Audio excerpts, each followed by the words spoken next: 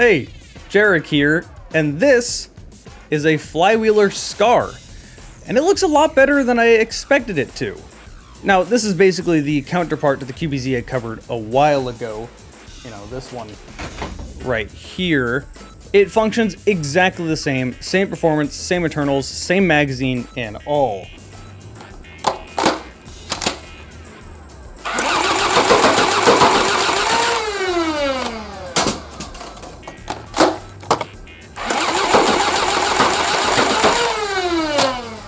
However, I didn't expect this to look so good in person.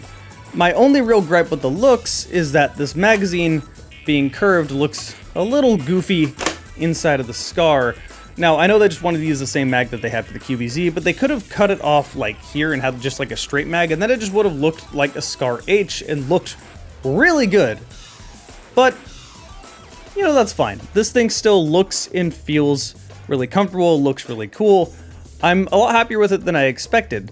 I paid about, I think if I remember correctly off the top of my head, I paid 69 giggity for this. I'll put a link down below in the video information if you want to get one of these for yourself. Out of the box, it comes with a bunch of stuff. It's got your fake ACOG. It's got this foregrip in the front, which is actually really comfortable and pretty good for what this is. It comes with a battery, which I can get into the battery compartment without any tools. Thank God. I just go ahead and open this up, and the battery is literally the same kind of battery that the QBZ uses. It's just a stick type battery. It's a 7.4 volt. How many milliamps is this? 1200 milliamps. So it's a pretty decent battery, although it comes with the same standard sort of USB charger. So it's about what you expect from one of the sort of Chinese knockoff dart blasters, but these have gotten pretty decent over the years. Would I consider the performance out of this thing to be as good as one of the hobbyist blasters, maybe one of the 3D printed ones? Nope, but it's definitely not bad. When I chronoed this, I was getting 90 FPS. Just every single shot was around 80, 90 FPS. And if I remember correctly, it was upper 80s. So that's pretty good for what this is. However, there's a fairly significant downside to the way this functions. You probably have noticed that during the chrono, I'm firing 2-round burst.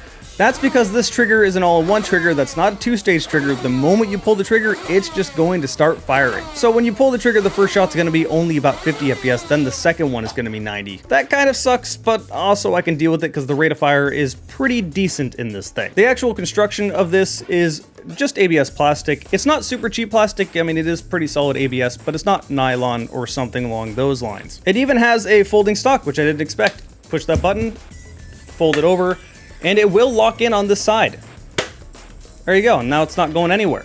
That's pretty cool. The only downside to folding the stock is now you can't get to the mag release, but at the same time, you're probably just gonna unfold that if you really want to.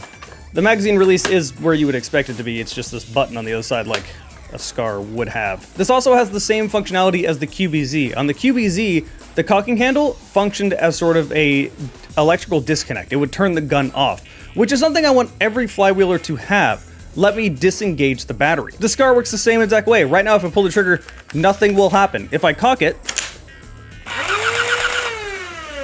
now it will fire. And if I want to turn it off again, now nothing will happen. That's a really cool design, just having the actual cocking handle do something rather than just be cosmetic. However, the safety didn't get the same sort of love. Yes, it's there. Yes, you can push it around. However, it's in reverse. Now would be on what is supposed to be full auto, but that locks the trigger. This is on safe. If I put it on what would be safe, now I can fire. Like, why? Why is that in reverse? That drives me absolutely insane. Another little silly thing is that it does have a flip-up front sight, like you would expect from a Scar, but it didn't come with a rear sight, so like, this is entirely pointless. It did come with a fake ACOG, and it has a huge rail on top, so you're probably just gonna chuck a red dot on here and call it good. If you want to, you can put lasers on each side. I mean, there's rails all over the place, and these are standard Picatinny rails. They're not Nerf's weird specific rail system. The magazines hold 15. Like I said, these are the same ones that you get out of the QBZ. I believe you can buy extras if you were buying these guns over on their site. So these technically can be locked together. They can't really be locked together like this, because then they would be too close to fit into the guns. And they are designed to be locked together like this, which looks absolutely absurd, especially when you put it in the gun. Look at that. Look at how beautiful that is. That is absolutely amazing. I can barely even fit that in frame. Yeah, you're probably never going to use these this way. As I said, they hold 15. You're probably just going to carry more if you really plan on using this. I probably wouldn't really recommend going to games in like public parks using this. Like, I would only really recommend taking this to games that are being held at like an airsoft field or something like that. Now, I love how this looks like a SCAR, but even with the orange tip, if you start waving this around in a park, people are gonna get a little concerned. But yeah, I think that's about it. I don't think I have too much more to say.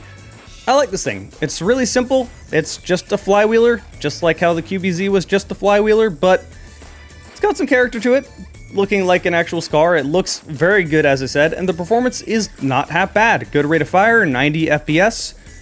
The only really downside to the performance is the dart situation. This won't work with a lot of standard darts. Adventure Force Pros just kind of jam up inside of it. Worker Gen 3s don't work inside of it. Full-length darts, mind you. The darts that come with work fine, obviously, and I found that regular Nerf darts also work fine in this, and they seem to give me the same velocity as the darts that this comes with, so there doesn't seem to be any difference there. But pretty much everything else just doesn't really work. What I think will work in this are Worker 5.0 soft darts. Someone left in the comments that those soft darts work really well in the V6, so I have a feeling that they probably work well in this as well, but I can't confirm that. Also, really small note, you can't extend the stock. This is just as far out as it goes, but this still feels pretty comfortable. It's, I mean, close to being full size. Anyway, that should be it now. Should be everything on this flywheeler SCAR. So let's just shoot it.